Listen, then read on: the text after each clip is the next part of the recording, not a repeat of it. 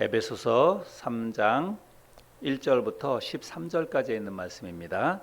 이러므로 그리스도 예수의 일로 너희 이방인을 위하여 갇힌 자 된 나 바울이 말하거니와 너희를 위하여 내게 주신 하나님의 그 은혜의 경륜을 너희가 들었을 터이라. 곧 계시로 내게 비밀을 알게 하신 것은 내가 먼저 간단히 기록함과 같으니 그것을 읽으면 내가 그리스도의 비밀을 깨달은 것을 너희가 알 수 있으리라. 이제 그의 거룩한 사도들과 선지자들에게 성령으로 나타내신 것 같이 다른 세대에서는 사람의 아들들에게 알리지 아니하셨으니 이는 이방인들이 복음으로 말미암아 그리스도 예수 안에서 함께 상속자가 되고 함께 지체가 되고 함께 약속에 참여하는 자가 됨이라. 이 복음을 위하여 그의 능력이 역사하시는 대로 내게 주신 하나님의 은혜의 선물을 따라 내가 일꾼이 되었노라. 모든 성도 중에 지극히 작은 자보다 더 작은 나에게 이 은혜를 주신 것은 측량할 수 없는 그리스도의 풍성함을 이방인에게 전하게 하시고 영원부터 만물을 창조하신 하나님 속에 감추어졌던 비밀의 경륜이 어떠한 것을 드러내게 하려 하심이라. 이는 이제 교회로 말미암아 하늘에 있는 통치자들과 권세들에게 하나님의 각종 지혜를 알게 하려 하심이니 곧 영원부터 우리 주 그리스도 예수 안에서 예정하신 뜻대로 하신 것이라. 우리가 그 안에서 그를 믿음으로 말미암아 담대함과 확신을 가지고 하나님께 나아감을 얻느니라. 그러므로 너희에게 구하노니 너희를 위한 나의 여러 환난에 대하여 낙심하지 말라. 이는 너희의 영광이니라. 아멘. 요즘 우리나라 집값이 정말 말도 안 되게 치솟고 있습니다. 강남에 20평대 중소형 아파트 가격이 30억, 40억 그렇게 간다고 이야기를 하고, 서울에서 요즘 웬만한 변두리에서도 보통 아파트 값이 10억대 이렇게 한다고 이야기를 합니다. 우리 교회 주변만 하더라도 아파트 값이 굉장히 많이 올랐습니다. 10년 전에 우리가 교회를 개척할 당시에 한 3억대 그렇게 하던 아파트가 지금은 8억, 9억, 10억 그렇게 하고 있습니다. 정부에서 집값을 잡기 위해서 다양한 정책들을 내놓고 있지만 오히려 그때마다 아파트 값이 더 올라가는 것 같아요. 근데 그거는 아마 많은 신뢰가 떨어졌기 때문이라고 생각이 됩니다. 특히 LH라고 하는 것은 한국토지주택공사인데, 그래서 우리나라의 토지와 주택과 이런 것들을 관리하는 그런 관공서이죠. 근데 이런 LH 직원들이 땅 투기를 하고 아파트 투기 같은 것을 하고 이런 것들이 발각이 되고 그러면서 신뢰를 상당히 많이 잃어버렸습니다.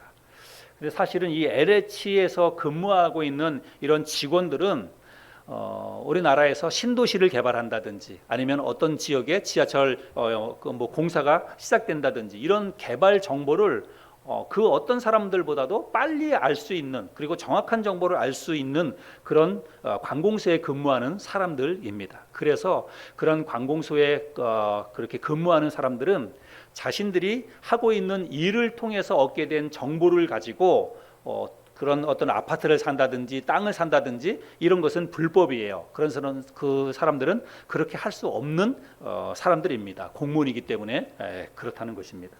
그런데 그들이 그런 것들을 자기들이 하고 있는 그 직위를 가지고 알게 된 고급 정보를 가지고 이렇게 아파트를 투기를 하고 땅을 사고 이런 일들을 하게 되었다는 것입니다. 그들이 알고 있는 그런 정보는 사실은 절대로 발설하면 안 되는 정보입니다. 고급 정보이죠. 그래서 신도시가 세워지고 지하철이 개통되는 이런 것들은 사실은 좋은 소식이에요. 그렇죠? 도시가 개발되고 지하철이 미치지 못했던 곳에 지하철역이 생기고 이런 것은 굉장히 좋은 소식입니다. 그런데 좋은 소식이지만 절대로 발설하면 안 되는, 적어도 그런 부서에 있는 사람들, 직장에 있는 사람들은 발설하면 안 되는 비밀이라고 하는 것입니다.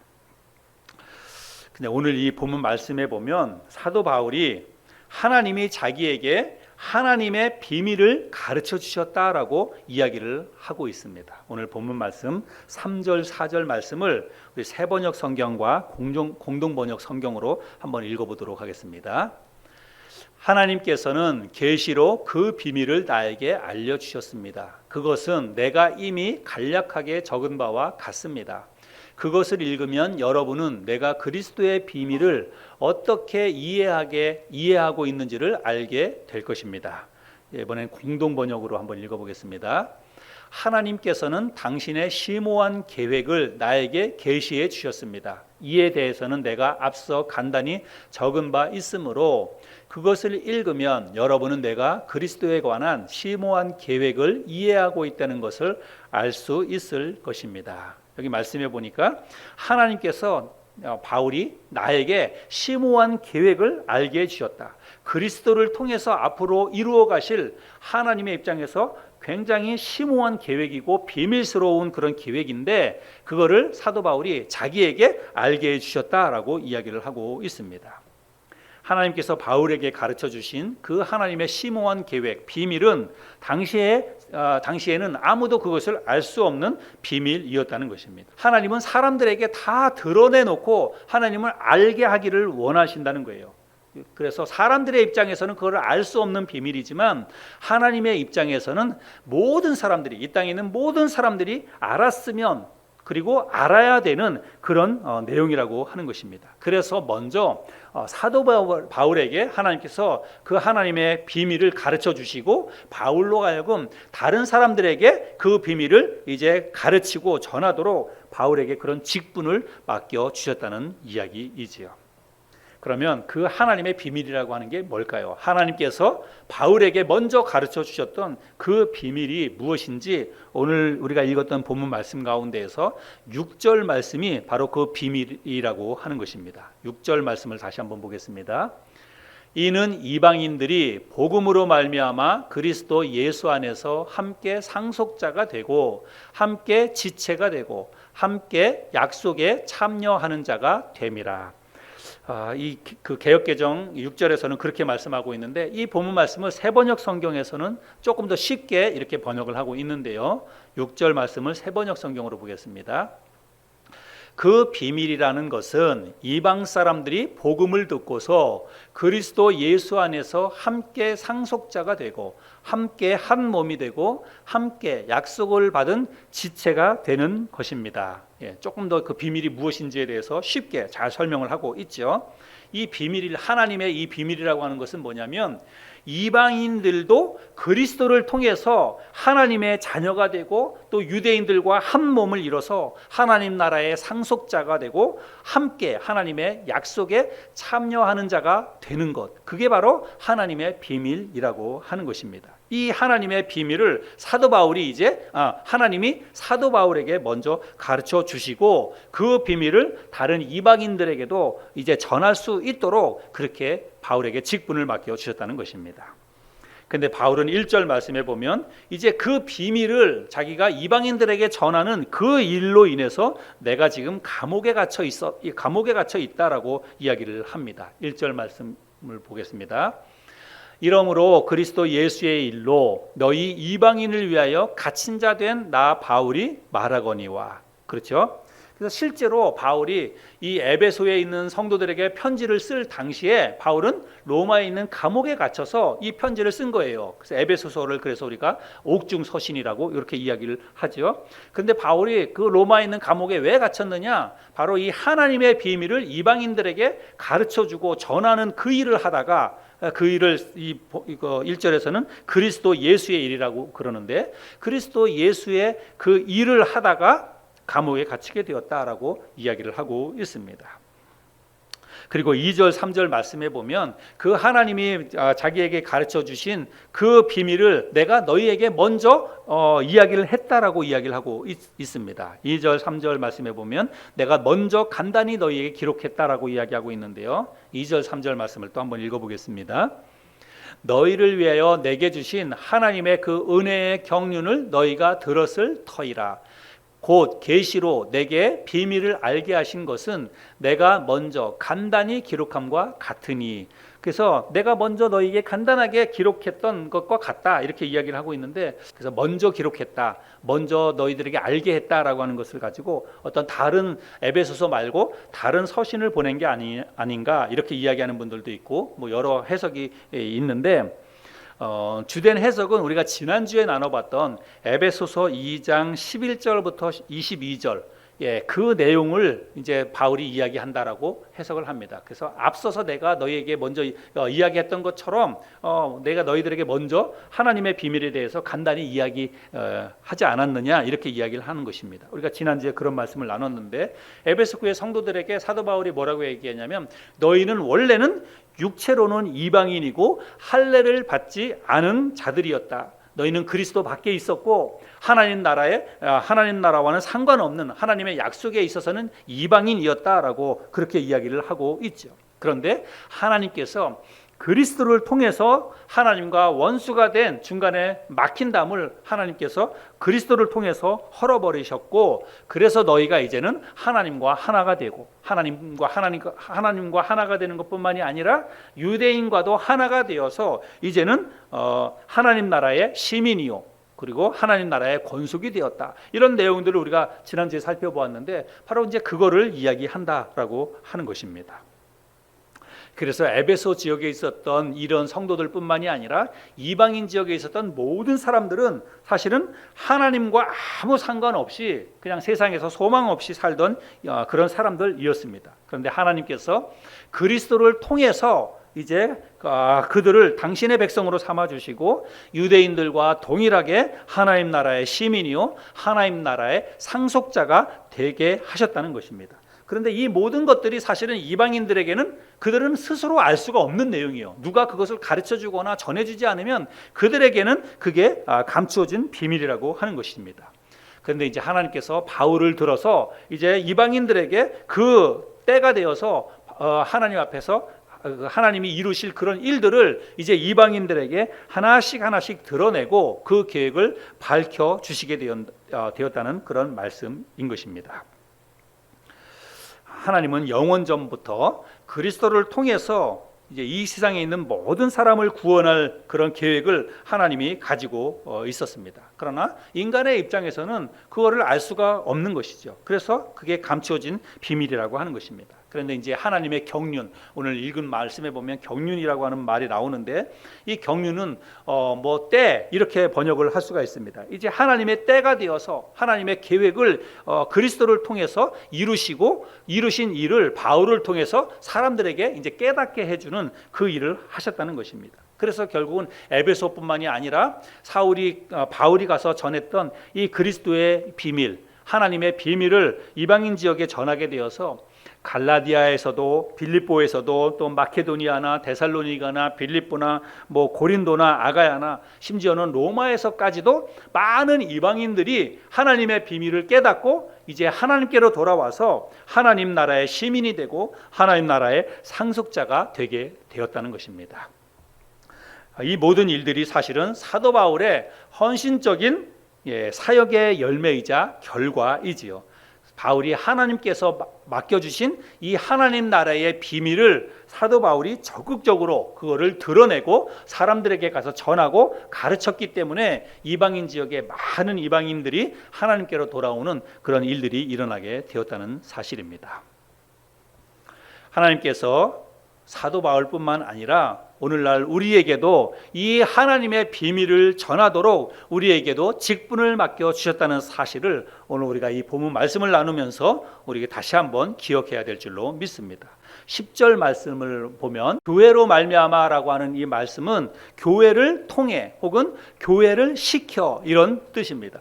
그래서 하나님께서 이제 사도 바울에게 맡겨주셨던 그 하나님 나라의 비밀을 다른 사람들에게 전하는 일을 이제 교회를 통해서 교회를 시켜서 그 일을 할 수 있도록 하나님이 그 교회에게 이런 일들을 맡겨주셨다는 그런 의미입니다. 그래서 이 땅에 있는 모든 교회는 하나님의 비밀, 그리스도를 통해서 이루시는 그 하나님의 계획을 드러내고 알리는 일을 오늘날 이 땅에 있는 교회들이 감당해야 한다는 것입니다. 그러면 여러분, 이 땅에 있는 교회는 무엇입니까? 교회는 바로 구원받은 우리 한 사람 한 사람이 바로 교회라고 하는 것입니다. 그래서 저와 여러분 모두가, 우리 하늘소망 교회가 이제 이 하나님 나라의 비밀을 이방인들에게, 아직까지 이 사실을 모르고 있는 다른 사람들에게 힘써서 이 사실을 전하고 가르치고 드러내는 일을 우리 모두가 해야 한다라고 하는 것입니다.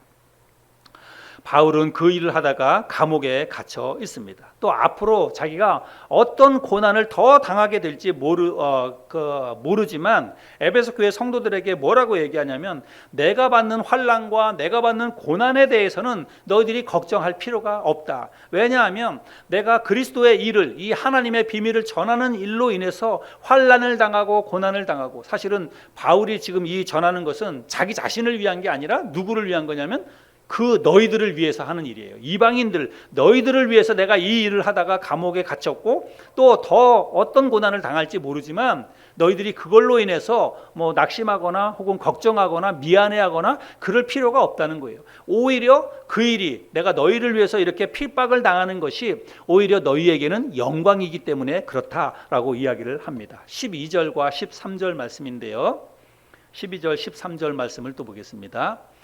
우리가 그 안에서 그를 믿음으로 말미암아 담대함과 확신을 가지고 하나님께 나아감을 얻느니라. 그러므로 너희에게 구하노니 너희를 위한 나의 여러 환난에 대하여 낙심하지 말라. 이는 너희의 영광이니라. 그래서 내가 받는 환난 때문에 걱정하거나 낙심하지 말라는 거예요. 오히려 그것이 너희에게 영광이 되기 때문이다라고 말씀하고 있습니다.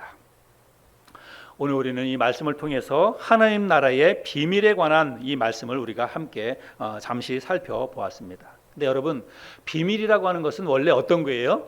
비밀은 은밀한 거죠. 남에게 말하면 안 되는 것입니다. 너만 알아야 돼. 그렇게 이야기하기도 하고 절대로 이거는 이야기하면 안 돼. 그런 게 사실은 비밀이잖아요. 그런데 오늘 우리가 함께 나눈 이 하나님 나라의 비밀, 이거는 적극적으로 다른 사람들에게 가르쳐주고 드러내고 이야기해야 되는 그런 비밀이라고 하는 것입니다.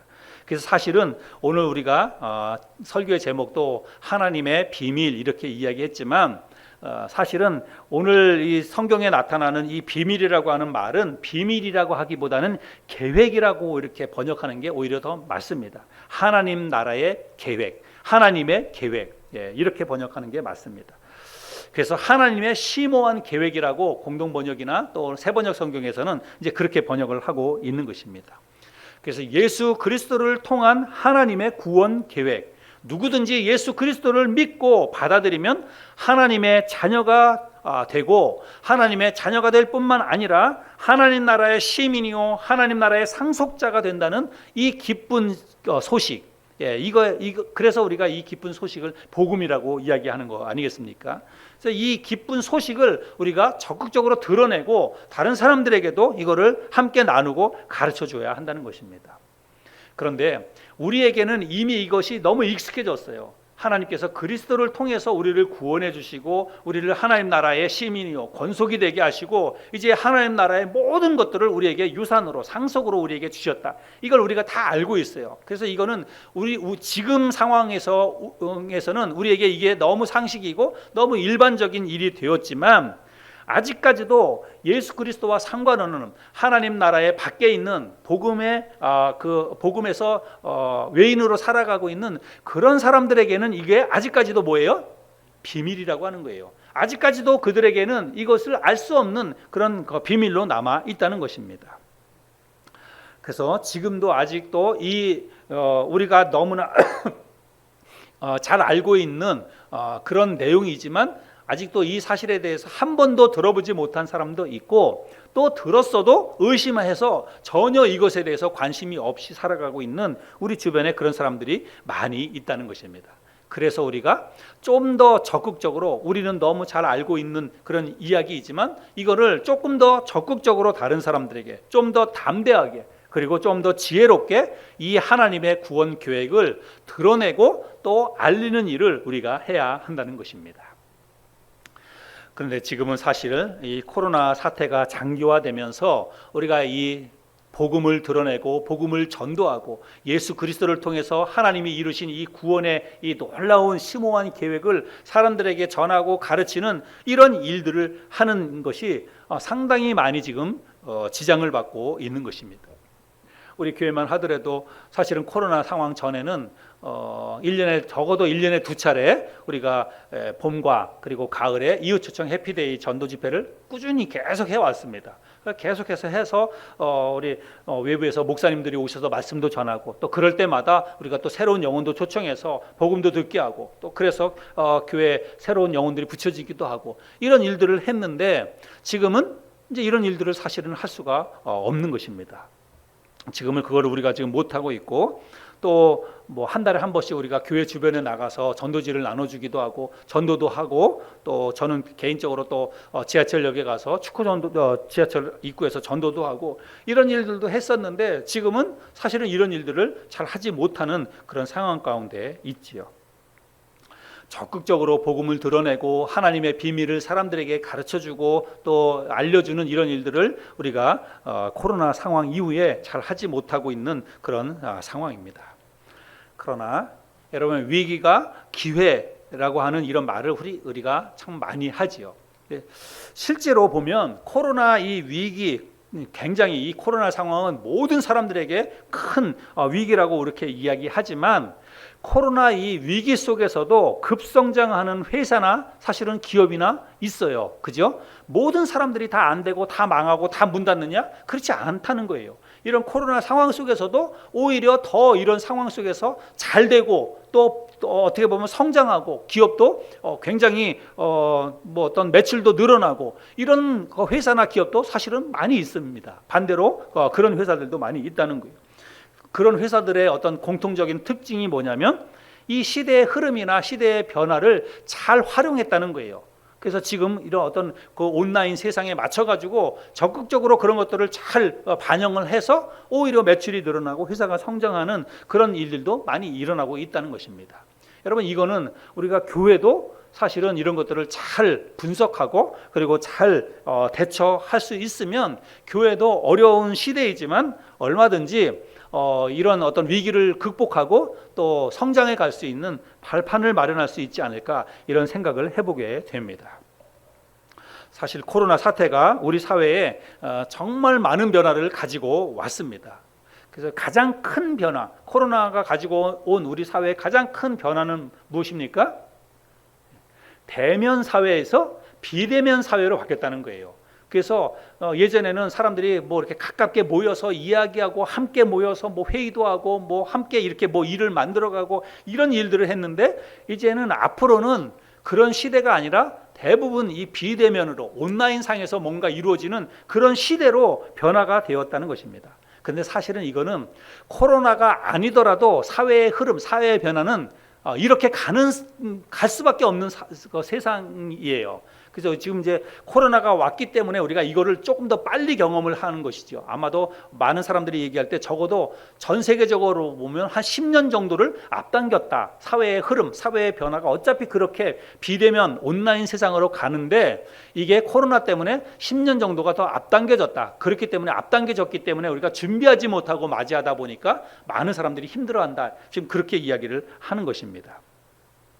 그래서 여러분 지금 우리가 코로나 상황이 생기면서 우리가 대부분의 것들이 사실은 이제 우리가 가서 대면으로 하지 못하고 온라인으로 하다가 보니까 사실은 뭐 쇼핑을 하더라도 우리가 직접 가가지고 뭐 어떤 뭐 사과라든지 뭐 수박을 한 통 사든지 뭐 포도를 사든지 지금은 그래도 시장에 가거나 마트에 가지 않아도 우리가 내가 인터넷을 통해서든지 과일도 주문하고 옷도 주문하고 집안에서 뭐 하여간 생필품을 다 온라인에서 얼마든지 주문해서 쓸 수 있는 그런 세상이 되었습니다. 물론 과거에도 그렇게 했지만 지금은 이런 게 훨씬 더 많이 발달이 되었어요. 그렇죠? 그래서 우리 일상생활에서 그렇게 온라인으로 우리가 움직이지 않고 실제로 가서 물건을 직접 보고 구매하지 않아도 그 어떤 것도 다 사가지고 그냥 그 온라인상에서 다 구매할 수 있는 그런 세상이 되었다는 것입니다. 여러분 이게 세상의 흐름인데 우리가 교회에서도 이런 세상의 흐름을 잘 분석하고 이거를 잘 활용해야 한다는 것입니다. 그냥 예전처럼 똑같은 방식으로만 해서는 사실은 안 된다는 거예요. 세상이 그렇게 달라졌기 때문에 세상이 달라진 거에 우리가 잘 적극적으로 대처를 할 수 있어야 된다라고 하는 것입니다. 이게 뭘 의미하는 거냐면 사실은 우리가 이 하나님의 비밀, 우리가 알고 있는 모든 사람들이 알아야 되고 모든 사람들이 알면 좋은 그 하나님께서 우리에게 가르쳐 주신 그 하나님이 그 하나님 나라의 심오한 계획, 그 비밀을 우리가 사람들에게 전해야 되는데, 가르쳐 줘야 되는데, 예전에는 어떻게 했냐면 사람을 만나서 사람 앞에 가서 전도지를 나눠주면서 우리 교회에 와보세요, 예수님 믿으세요, 이렇게 우리가 전도해서 이 비밀을 그런 식으로 우리가 가르쳐주고 전했다는 것이죠. 물론 그것도 효과적이고 그것도 그렇게 계속 해야 합니다. 그런데 이제는 앞으로는 세상이 그렇게 하기에는 굉장히 힘든 그런 이제 세상이 되었고 세상이 바뀌었다는 거예요. 그러면 바뀐 세상에 맞게 우리가 이걸 안 할 수는 없는 일이고, 교회는 그걸 하라고 교회를 세워주셨으니까 이 일을 해야 되는데, 앞으로는 우리가 이거를 정말 시대에 맞게 온라인으로 이런 것들을 우리가 할 수 있어야 된다는 것입니다. 그래서 우리가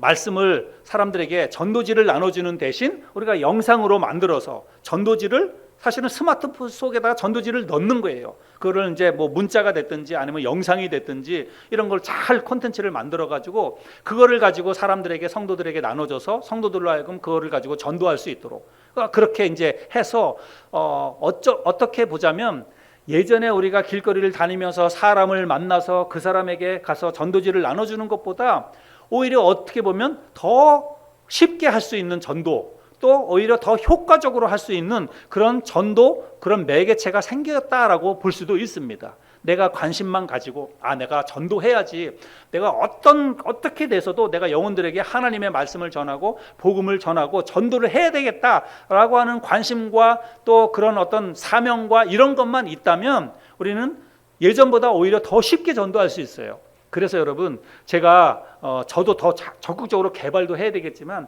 지금 제가 하고 있는 거, 제가 말씀을 묵상해서 말씀을 나누고 우리 단체 카톡방에도 올리기도 하고, 그 다음에 우리 짧은 하늘소망 그 메시지라고 해서 한 5분 정도의 짧은 메시지도 영상으로 만들고, 그리고 우리 교회 설교도 설교를 편집해서 또 따로 이렇게 올리고, 그렇게 하는데, 여러분이 여러분 주위에 있는 전도 대상자가 있다면 그 전도 대상자에게 그냥 이게 좋은 말씀인데, 우리 교회 목사님이 만든 말씀인데 한번 들어보시라고, 한번 보시라고, 이렇게 하면서 그 영상을 공유해 주는 거예요. 물론 그 사람에게 이렇게 옛날 같으면 전화번호를 따오고 막 이렇게 했는데, 그러지 않아도 그냥 여러분이 제가 보내드린 그거를 그냥 전달만 해주면 돼요. 여러분이 알고 있는 지인에게, 여러분 친구가 됐든지 여러분 부모님이 됐든지 자식이 됐든지 누구에게든지 그렇게 전달만 해주면 돼요. 그리고 그냥 우리 교회 하늘소망 침례교회 네이버에서 검색해서 우리 교회 한번 들어와 봐라. 그래서 우리 교회 홈페이지에서 목사님의 설교도 보고 또 큐티 내용도 한번 읽어보고 그렇게 하라고.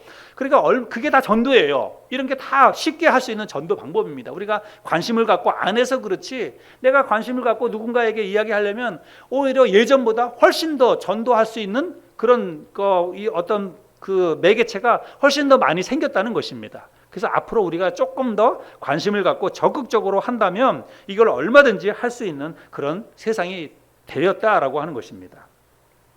그래서 제가 사실은 이제 우리 교회에 저는 아직까지 직접적으로 한 번 얼굴도 못 봤어요. 그래서 제가 성경 공부하고 있는 우리 청년 형제, 인호 형제, 그 어머니에게도, 이제 어머니가 우리 교회 성경금도 보내주시고, 그래서 제가 이제 그 어머니에게도 우리 교회 성도님들이 지금 제가 보내드리는 것과 똑같이 큐티 묵상한 것도 보내드리고, 그리고 우리 그 주일날 이제 주일날 예배드리는 이 유튜브 이 주소도 그 어머니에게도 오늘 아침에도 또 보내드리고, 오늘 아침에 같이 그 예배 드리는지 잘 모르겠지만 아무튼지 이렇게 해가지고 내가 전혀 보지 못했지만 어떻게 해서든지 이제 알게 된 그런 사람들에게 이렇게 이런 것들을 전달해 줄 수 있다는 것입니다. 제가 어제 또 한 자매님의 전화를 받았는데, 우리 교회는 지금 이제 나오지 않고 가끔 한 번씩 오시는 그런 자매님인데, 그 자매님이 자기가 알고 있는 젊은 세대기 있는데 그 세대에게 그 새댁도 교회를 다니고 있었는데 뭐 이런저런 문제 때문에 지금 교회를 못 나간다는 거예요.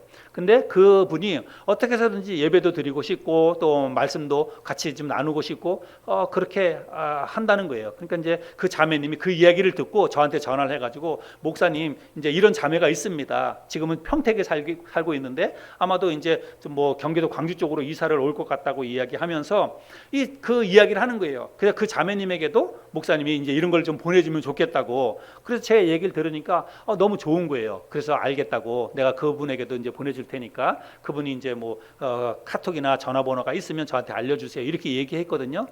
근데 그런 거예요. 그래서 여러분 주위에도 교회에 대해서 예수님에 대해서 뭐 조금이라도 관심이 있거나 혹은 뭐 관심이 없어도 우리는 복음을 전해야 되니까 그런 사람들에게 여러분이 관심과 애정을 좀 가지면 오늘 우리가 함께 나눈 것처럼 하나님께서 사도 바울에게 가르쳐 주셨던 이 하나님 나라의 비밀을 이제 교회에 이제 이거를 직분을 주셨다는 거예요. 우리 모든 그리스도인들에게 이거를 나누고 가르치도록 우리에게 사명을 주셨다는 것을 우리가 다시 한번 마음속에 새기고 어떻게 전해야 될까?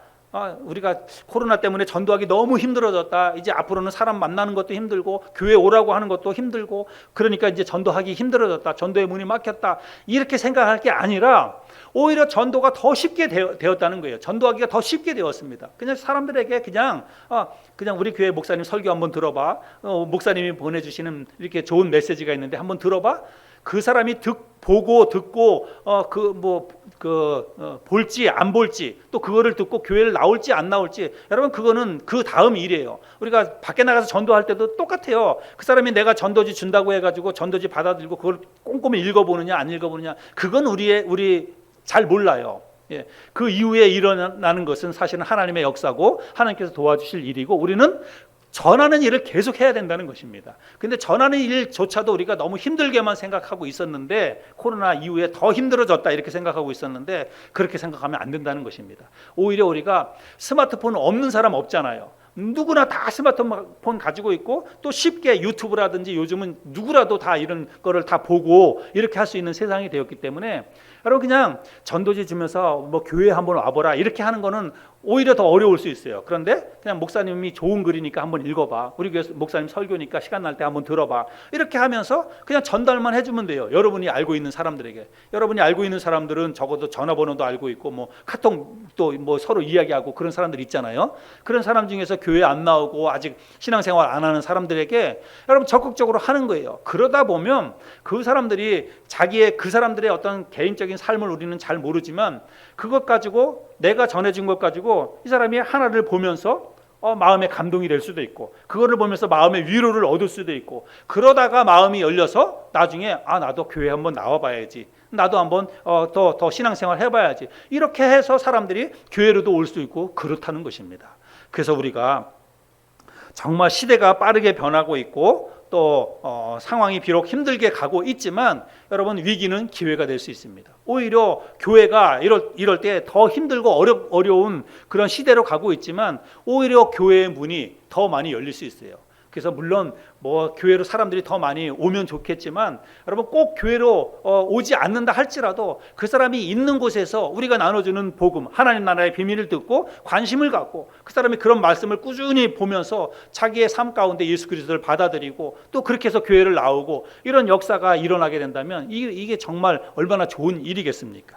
그래서 오늘 우리가 함께 이런 말씀을 나누면서 하나님께서 사도 바울이 하나님이 나에게 하나님 나라의 비밀을 맡겨주셨다. 내가 그 일을 하면서 감옥에 갇히기도 했지만 걱정하지 말아라. 이게 하나님의 영광을 드러내는 일이고 너희에게도 기쁨이 되는 일이다 라고 하면서 바울이 하나님 나라의 비밀을 이방인에게 가르쳐 주었는데 저와 여러분들도 오늘 함께 나누는 말씀을 잘 기억하면서 나에게 하나님께서 바울에게 맡겨주셨던 이 하나님 나라의 비밀을 나에게도 맡겨주셨다. 나도 이거를 전하고 가르쳐야 될 직분이 나에게도 있다라고 하는 생각을 가지시고 적극적으로 또 지혜롭게 사람들에게 담대하게 믿음으로 이 복음을 나누는 일을 저와 여러분들이 감당할 수 있게 되기를 바랍니다. 사도 바울은 2차 선교 여행을 마치고 예루살렘으로 돌아오는 길에 에베소에 있는 그 장로들, 에베소에 있는 영적인 지도자들을 에베소 바로 옆에 있는 밀레도로 초청해서 거기에서 마지막으로 고별 인사를 하지요. 그런데 그 고별 인사를 하는 자리에서 사도 바울이 뭐라고 고백을 하냐면 사도행전 20장 24절에 이렇게 이야기합니다. 우리 같이 한번 읽어볼까요? 시작. 내가 달려갈 길과 주 예수께 받은 사명 곧 하나님의 은혜의 복음을 증언하는 일을 마치려 하면은 나의 생명조차 조금 더 귀한 것으로 여기지 아니하노라. 에베소 교회 성도들에게 한 그런 말씀입니다. 자기에게 맡겨져 있는 그 사명, 하나님 나라의 비밀을 가르쳐주고 전하는 그 사명을 마치려 하면은 생명조차도 내가 귀한 것으로 여기지 아니했다라고 바울이 말하고 있습니다.